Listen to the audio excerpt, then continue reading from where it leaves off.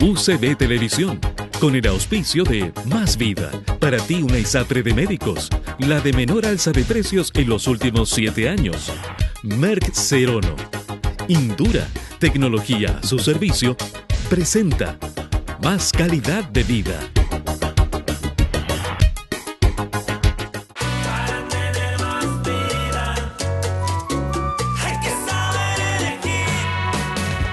En Chile se está tejiendo una red ética de salud, compuesta por miles de hombres y mujeres que hicieron un juramento por la vida, por tu vida, y lo cumplen diariamente en la red de salud Más Vida en todo el país. Más Vida, para ti, una ISAPRE de médicos, la de menor alza de precios en los últimos 7 años.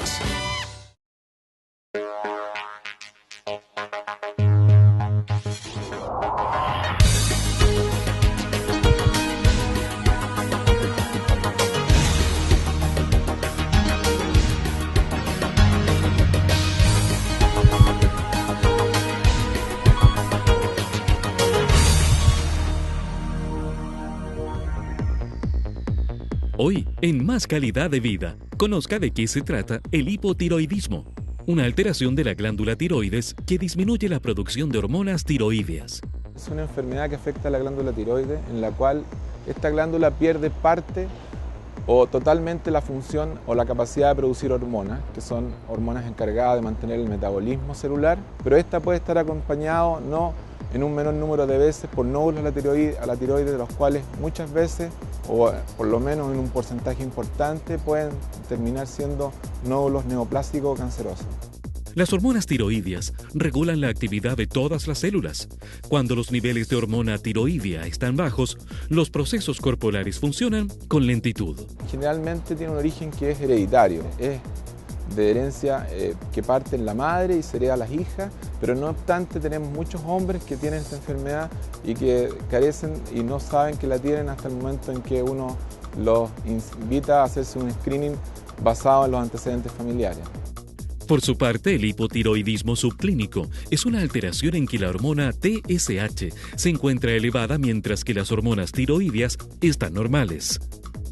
Los síntomas pueden ser muy leves, por eso justamente puede ser en una etapa que no la detecte el paciente y que solo sean detectados por otros cuadros que se pueden confundir, como síntomas anímicos, depresivos, síntomas de decaimiento, falta de energía, la persona siente la piel más seca, o puede detectarse a través del hallazgo en exámenes de laboratorio, por ejemplo, de un colesterol alto o de otras alteraciones asociadas al hipotiroidismo que el paciente todavía no percibe.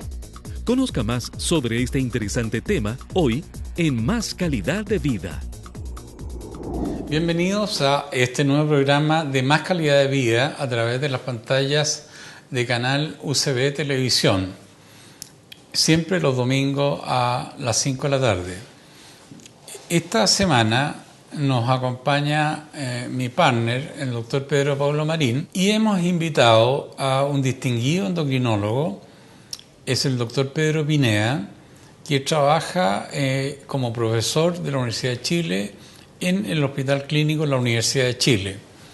Y vamos a hablar de un tema muy puntual en la parte de tiroides, no tocar todo porque confunde, una cosa puntual, que es cuando la glándula trabaja mal. Pedro, ¿cómo es el tiroides para que la gente lo sepa? El tiroides, o la tiroides en realidad, es una glándula que todos tenemos, que está en la parte anterior del cuello. Aquí hay una pequeña figura donde pueden ustedes identificarla, es esta glándula como en forma de mariposa, que está en la región anterior del cuello. Esta glandulita tan pequeña, que pesa 20 gramos o 30 gramos, es tremendamente importante para el metabolismo del organismo. El metabolismo es aquel proceso en el cual el ser humano logra modificar la energía que recibe a través de los alimentos y finalmente sobrevivir y mantener su equilibrio con el medio ambiente.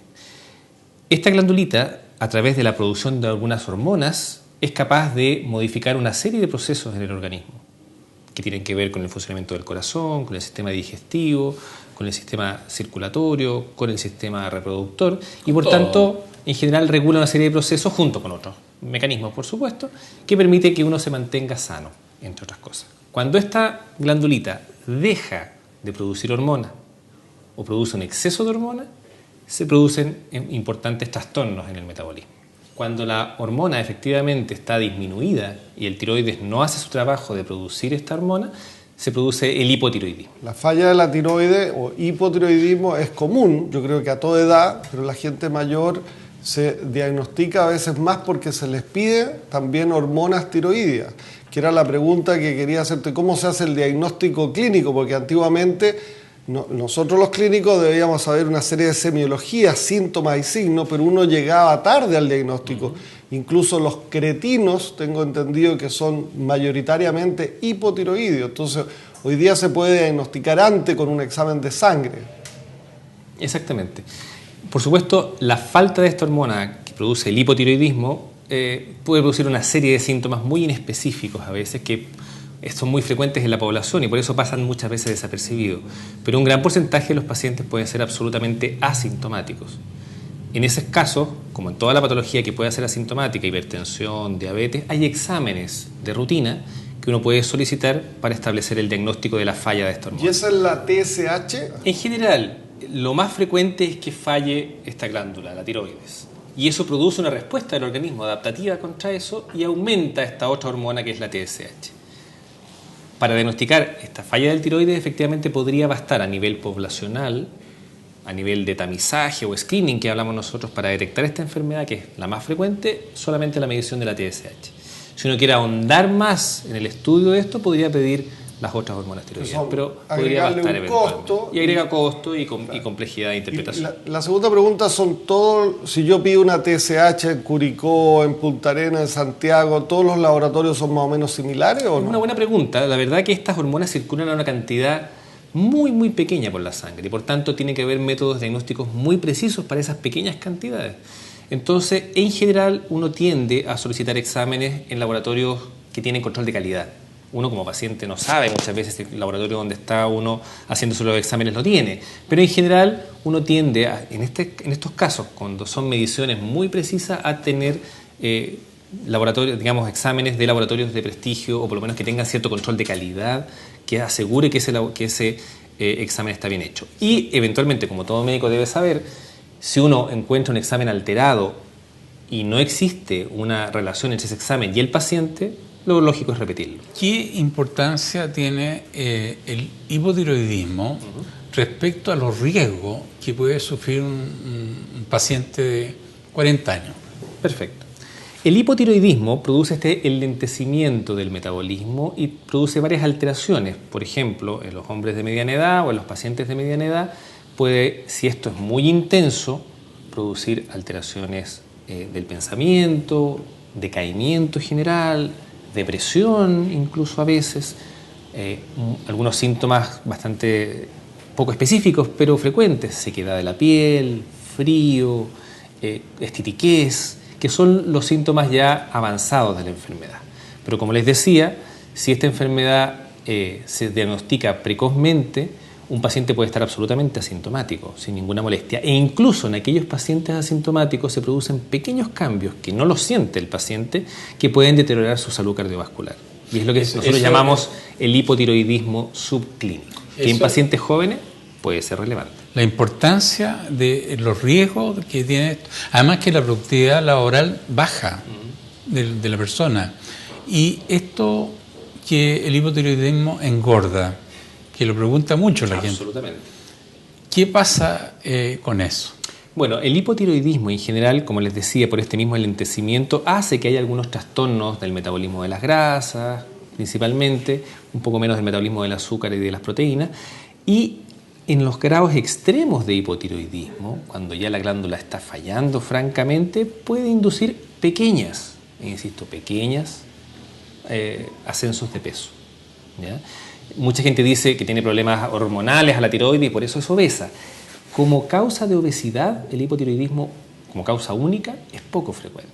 Se puede ver, efectivamente, pero cuando hay aumentos de peso importantes que estamos sufriendo a nivel poblacional, es bastante poco frecuente no hay relación. No hay mucha relación entre el hipotiroidismo y la obesidad. Colabora, pero en cambio en el colesterol, sí. Muchas personas tienen el colesterol alto y no se han medido la tiroides y en la causa van unidas. Hay que mejorar la tiroides. Es un gran simulador en el sentido, da muchos síntomas que a veces son inespecíficos, que uno como médico a veces lo subestima, ¿de acuerdo? Y a la vez el paciente lo sobreestima también, y ahí tenemos que ponernos de acuerdo de que a qué le podemos echar la culpa de los problemas de tiroides y a qué no. La obesidad yo diría que es excepcional como manifestación de hipotiroidismo. ¿Tú crees hoy día, en este siglo, toda persona debería tener una vez al año, por ejemplo, la medición de su tiroides? Es una buena pregunta. Al ser una enfermedad tan silenciosa y producir alteraciones desde el principio, uno podría estar tentado a que todo el mundo se hiciera el examen. La verdad es que existen normas o consensos de grupos médicos que deciden o que recomiendan a qué personas específicamente hacerle estudios. Y las recomendaciones van a depender de las características del paciente, no a todo el mundo. ¿Qué pacientes tienen más riesgo de tener esto? Habitualmente mujeres. Más del 90% de los pacientes con hipotiroidismo son mujeres. Habitualmente, pasados los 40 años, porque la patología es menos frecuente en las mujeres jóvenes, yo diría que ese es un grupo de mayor riesgo. Aquella que tiene antecedentes familiares de enfermedad de la tiroides, ya que en muchos casos hay un factor hereditario. Aquellos pacientes que puedan estar tomando algún medicamento que altere el funcionamiento del tiroides, algunos antidepresivos, algunos medicamentos para el corazón y las arritmias. Aquellos pacientes que hayan sido sometidos a radioterapia por algún cáncer a nivel del cuello. Yo diría que esos son los grupos que pueden, digamos, efectivamente buscarse activamente en estas poblaciones. ¿Los anticonceptivos orales, el uso? Buena pregunta. Los anticonceptivos orales no alteran las hormonas del tiroides. Siempre se dice, estoy tomando hormonas y por eso tengo un problema de la tiroides. La verdad es que los anticonceptivos no alteran el funcionamiento. Otro subgrupo que también está en discusión, pero que en mi opinión al menos es importante de detectar, es en la mujer embarazada. En la encuesta nacional de salud que se hizo en 2010, entiendo. Así es, 2009. ¿Qué porcentaje de la población tenía un hipotiroidismo silente, o sea, silencioso, que estaba trabajando por debajo y no se notaba? La verdad que nosotros estamos acostumbrados a trabajar con estadísticas extranjeras, es una mala costumbre porque debemos tener estadísticas nacionales. Esas estadísticas internacionales hablan de que alrededor del 5%, 4% de la población puede tener hipotiroidismo. La Encuesta Nacional de Salud, que fue el primer esfuerzo enorme de trabajo y de buena calidad realizado a nivel poblacional, que es importante el tema de diabetes, el tema de hipertensión, una serie de problemas de salud, detectó una frecuencia extremadamente alta de hipotiroidismo en la población, cercana al 25%, lo cual es muchísimo.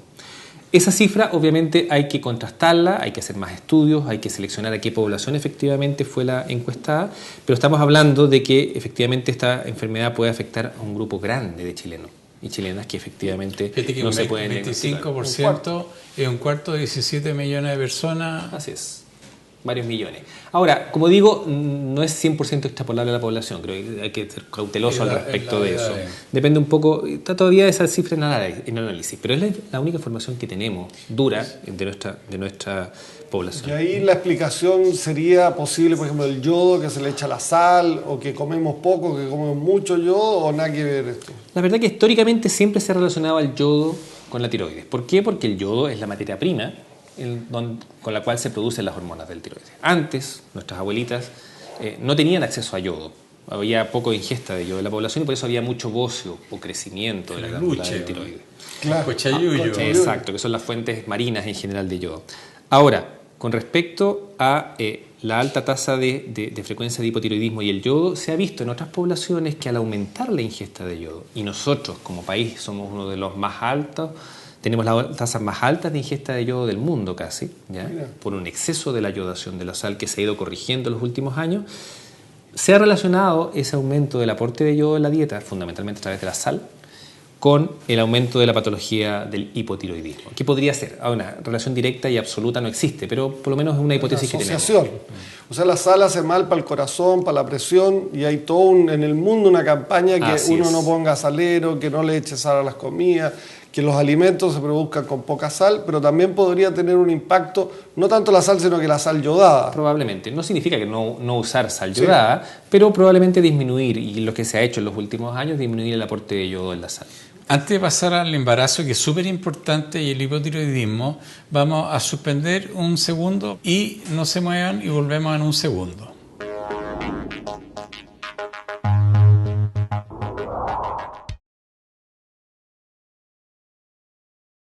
Más Vida, para ti una ISAPRE de médicos, la de menor alza de precios en los últimos 7 años.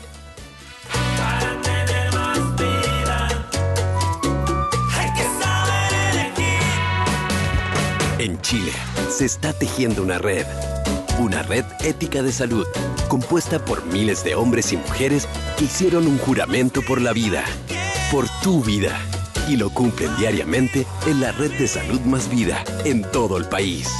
Más Vida, para ti, una ISAPRE de médicos, la de menor alza de precios en los últimos 7 años.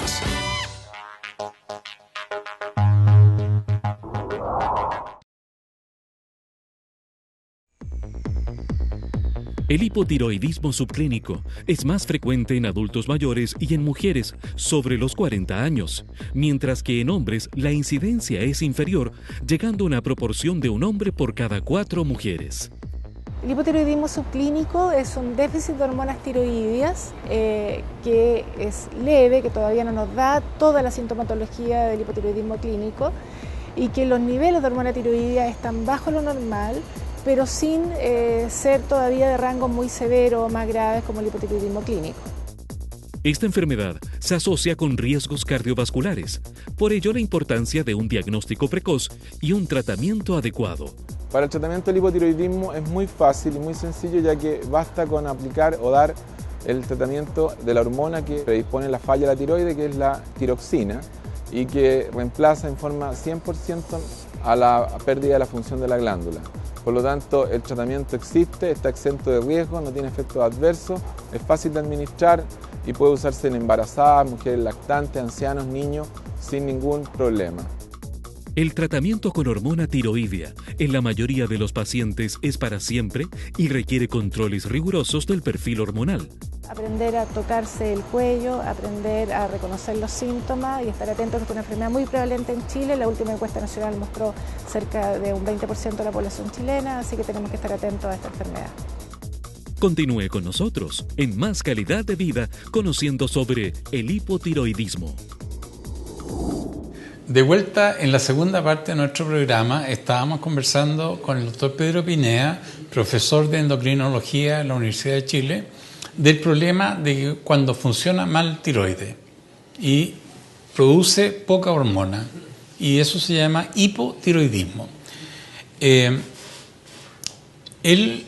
quiere centrar la segunda parte en qué relación hay entre el embarazo y el hipotiroidismo.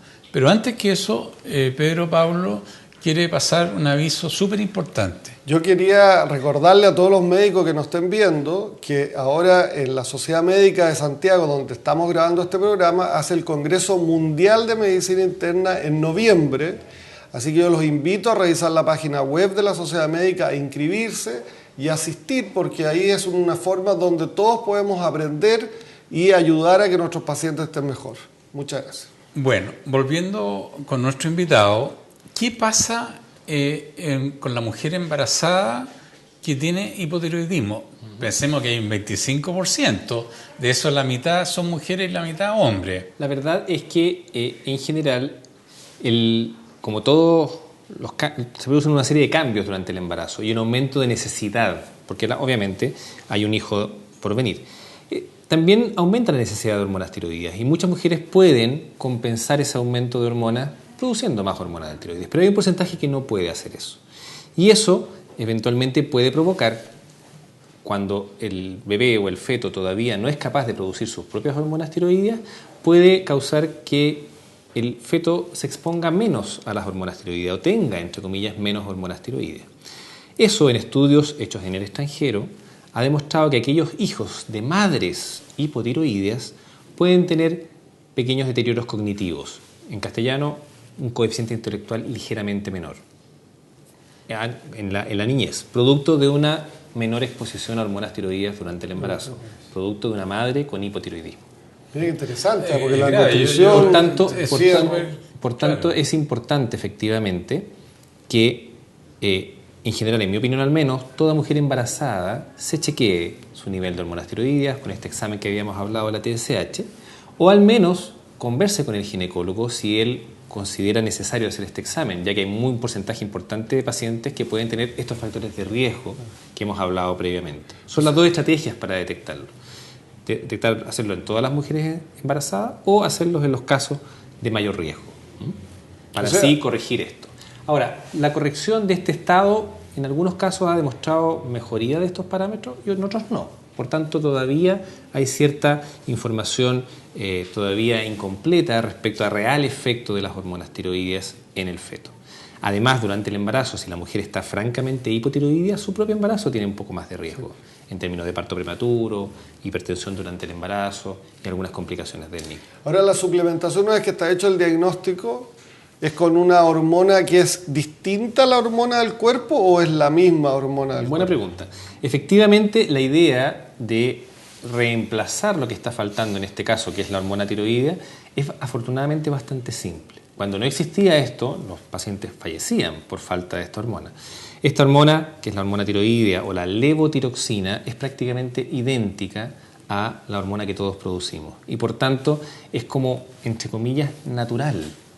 Y en la práctica puede reemplazar en forma completa el funcionamiento del tiroides y es excepcional tener alguna reacción adversa a este tratamiento. Es un tratamiento bastante exitoso y es muy probable que estas pequeñas alteraciones que existen cuando el paciente tiene un hipotiroidismo leve se corrijan, lo mismo que las manifestaciones derivadas del hipotiroidismo. A lo que nos enfrentamos a veces es que corregimos este examen o mejoramos el examen, pero el paciente se sigue sintiendo igual de mal. Y ahí tenemos que explicar que efectivamente no sea esa la única causa. Claro. Oye, ¿y el cretinismo? Ya. El cretinismo es probablemente la forma más grave y dramática de hipotiroidismo. Ocurre no en el caso de la mamá embarazada, sino que cuando el niño, el feto, por alguna falla, nace sin tiroides o nace sin poder producir sus propias hormonas tiroideas. Ese niño, durante el embarazo, está protegido por la madre, pero después de él no tiene hormonas tiroideas suficientes y las hormonas son fundamentales para el desarrollo del sistema nervioso central y del cerebro del niño. Si ese niño no se diagnostica de un hipotiroidismo, al nacer es perfectamente sano, pero va deteriorándose progresivamente y produciéndose un gravísimo deterioro del desarrollo psicomotor. No se sienta, no camina y obviamente cuando ya llegamos en ese momento al diagnóstico es prácticamente irreversible. Por ello, hace afortunadamente un número importante de años, más de 20 años en Chile, a todos los niños que nacen en Chile les detectan si su tiroides funciona bien o funciona mal. Bueno, ¿no? Con una pequeña colita de sangre, donde se pincha el talón de la guagua, del recién nacido, se puede medir esta misma hormona que hemos hablado, que es la TSH. Claro, las consecuencias son catastróficas. Catastróficas. Es mucho menos frecuente que lo que hemos hablado hasta ahora, pero efectivamente vale la pena y es absolutamente costo efectivo. Y por eso hace 20 o 30 años ya que se está usando en todo Chile, afortunadamente. En algunos países de Latinoamérica todavía no se hace. ¿Y esta hormona se toma al desayuno, antes del desayuno, al almuerzo? ¿Qué pasa si se me olvidó tomármela? Buena cosa. En general, una vez que uno ya está en tratamiento, es relativamente simple. Se toma una vez al día, es una cápsula bastante pequeña, es fácil de digerir y por tanto la recomendación es tomarla en ayunas, a primera hora de la mañana, separarla de otros medicamentos que puedan interferir como calcio, fierro, algunos antiácidos o otros medicamentos para el colesterol y no olvidar la dosis diariamente. Si uno se salta una dosis una vez excepcionalmente no es una cosa muy importante, pero obviamente si olvida frecuentemente el tratamiento lo más probable es que vuelvan los síntomas y vuelvan las alteraciones que hemos discutido antes. Pero bocio y hipotiroidismo no siempre... Claro, porque bocio significa tiroides grande, que puede tener varias causas. Hipotiroidismo es cuando esa causa es la que produce la baja de las hormonas. Si yo tengo un pariente, una mamá, un hermano hipotiroideo, ¿yo tengo más riesgo que a mí me pase o no necesariamente? Es una muy buena pregunta también, ya que la causa más frecuente del hipotiroidismo, de la falla de la hormona, es un fenómeno que se conoce como tiroiditis crónica autoinmune, que las propias defensas del organismo atacan al tiroides y lo terminan destruyendo.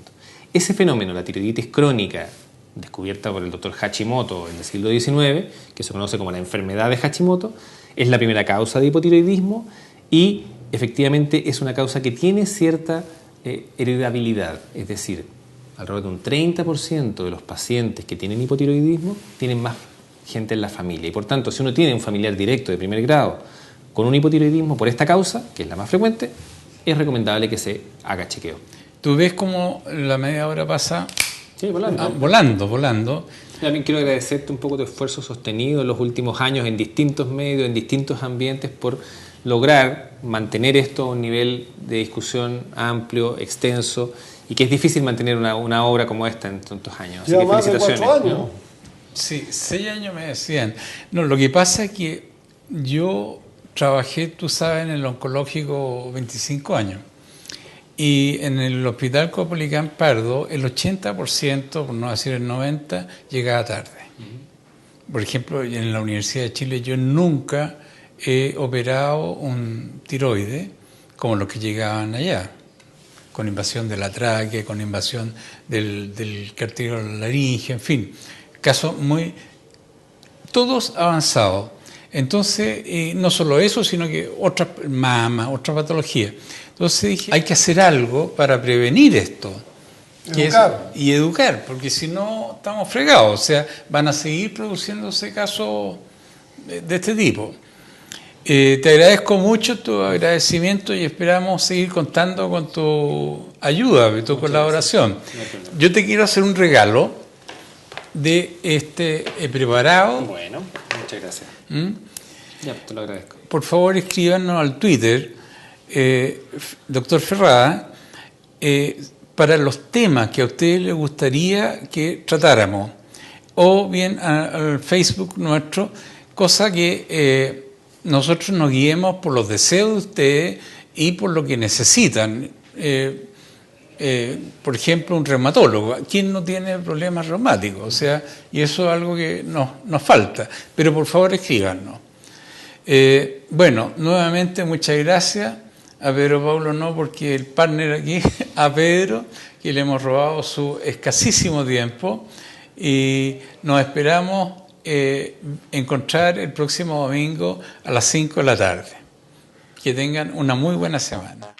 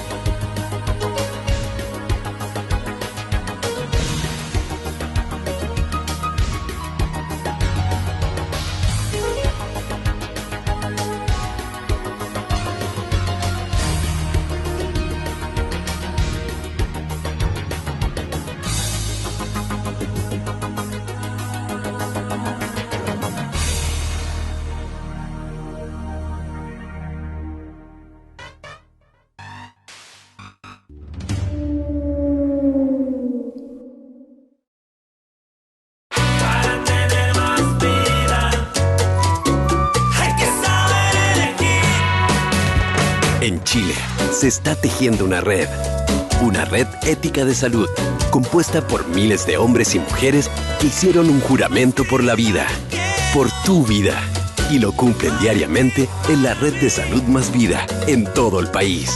Más Vida, para ti, una ISAPRE de médicos, la de menor alza de precios en los últimos 7 años. UCB Televisión, con el auspicio de Más Vida, para ti una ISAPRE de médicos, la de menor alza de precios en los últimos 7 años. Merck Serono, Indura, tecnología a su servicio, presentó Más calidad de vida.